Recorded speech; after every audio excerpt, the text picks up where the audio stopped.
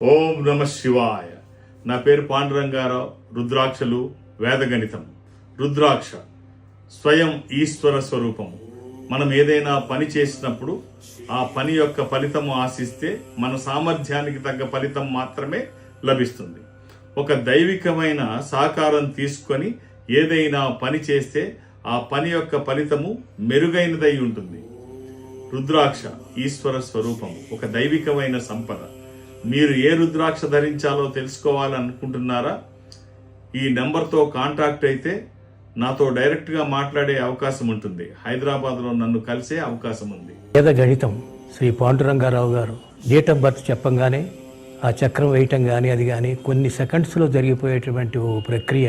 అలాంటి వారు మనకి ఇప్పుడు ప్రస్తుతం ఒక్క పాండురంగారావు గారే ఉన్నారేమో అని నాకు అనిపిస్తోంది.